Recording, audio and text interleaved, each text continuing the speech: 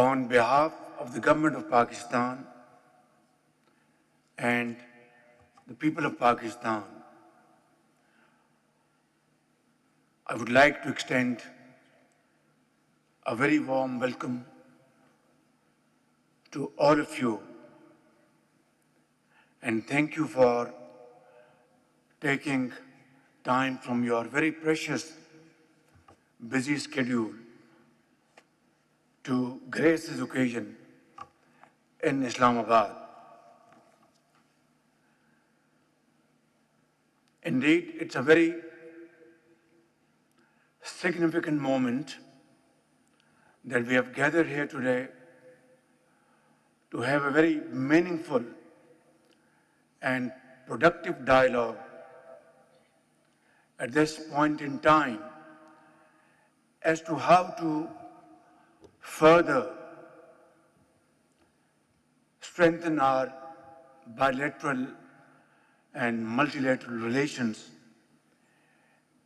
in various walks of life. Ladies and gentlemen, for centuries, our land, Pakistan, which was carved out of subcontinent back in 1947 through great efforts and sacrifices by the Muslims of the subcontinent under the great leadership of Quaid-e-Azam Muhammad Ali Jinnah, the founder of Pakistan. We have all heard those glorious stories of Pakistan being a great channel, conduit, through which scores of countries exchange goods, cultural traditions, and creative ideas. From the ancient Silk Route to today's Belt and Road Initiative, our region has always been a conduit and a channel of great opportunities. Today, shifting global geopolitical dynamics and the growing dominance of economic priorities have breathed new life into the ancient corridor, transforming it from a relic of the past into a strategic necessity for our bright future. Excellencies, our geography links the warm waters of the Arabian Sea and the Persian Gulf, traversing the majestic Karakoram and Himalayan range and flowing through the timeless Indus Valley. We are at the confluence of China, the Eurasian land bridge, and the Middle East, a unique tri-junction of economic corridors connecting China, Central Asia, and the broader Middle East. Pakistan's long coastline also makes our ports of Gwadar and in future many other potential ports on this coastline, including Karachi, as key transit points on the maritime Silk Road. Honorable delegates, as I speak in this august assembly of our brotherly and friendly delegates, sharing my thoughts with you on this important topic, I am aptly reminded of the vision and foresight of my leader, Prime Minister Mohammad Nawaz Sharif, who staunchly believed that peace and development are intertwined. One of his earliest initiatives after assuming power back in June 2013 was the signing of the China-Pakistan Economic Corridor, the flagship project of President Xi Jinping's Belt and Road Initiative. Therefore, CPEC has been a transformative experience for this region, connecting markets, bringing people together across China, Central Asia, South Asia, and the Middle East. By linking Gwadar port with China's Xinjiang province, it has opened new routes for trade and energy cooperation, serving as a vital gateway of connectivity, opportunity, and of course, cultural exchanges. Ladies and gentlemen, I take huge pleasure and honor in informing this distinguished audience that after the success of its first phase, we are now entering into the second and very exciting phase of CPEC 2.0, centered and based on fostering business-to-business partnerships, strengthening investment opportunities for Chinese companies in Pakistan as well as from friendly and brotherly countries sitting on this round table so that we can promote our mutual targets in peace and prosperity.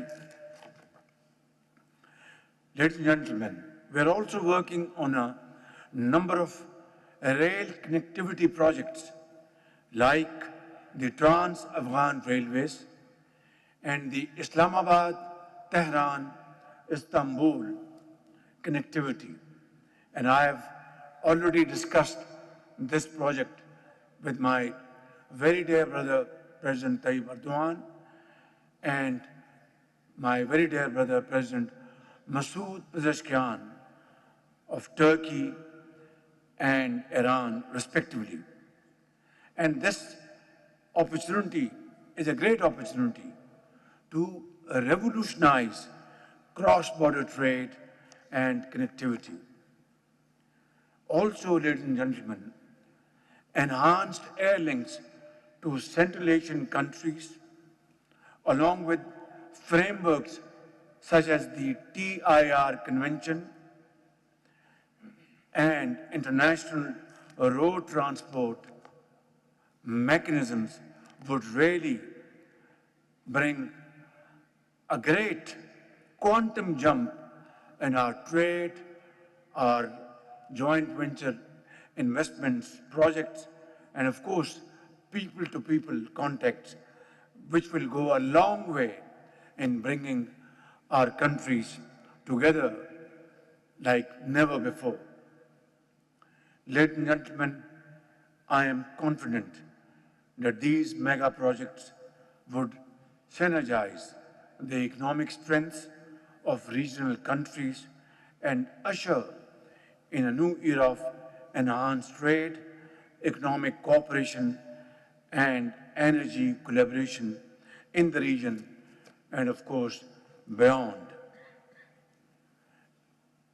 Excellencies, in today's digital age, connectivity is not just limited to roads, railways, and air links.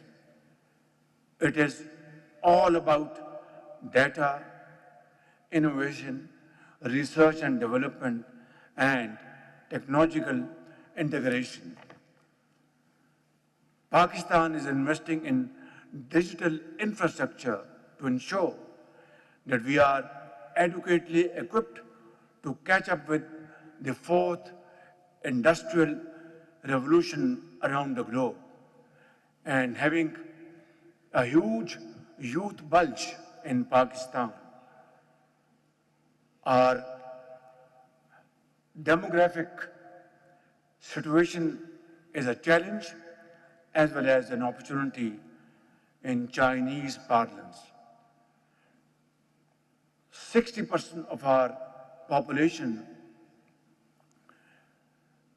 spans between 15 years to 30 years. So it's a huge challenge and also brings a huge opportunity. If we are able to provide ample opportunities to our youthful boys and girls in the field of IT, AI, vocational training, that will be our greatest asset. We don't have black gold, but we have our youth as our greatest asset, which will become the harbinger of Pakistan's speedy progress and prosperity in time to come. Ladies and gentlemen, it cannot be stressed enough that cooperation in the trade and economic spheres is a win-win proposition, offering rich dividends to all. This would strengthen our common stake in peace and reinforce efforts for development in the region. In conclusion, let me mention in all humility, but with fullest certainty at my command, that together we would sow the seed of cooperation so that we may harvest the fruits of development and prosperity for our people and the region beyond. May Allah Almighty give us the guidance and strength to work together very closely and move in unison in future to make this region and regions beyond our borders, which will carry the program of prosperity and progress for all time to come. Thank you very much. God bless us.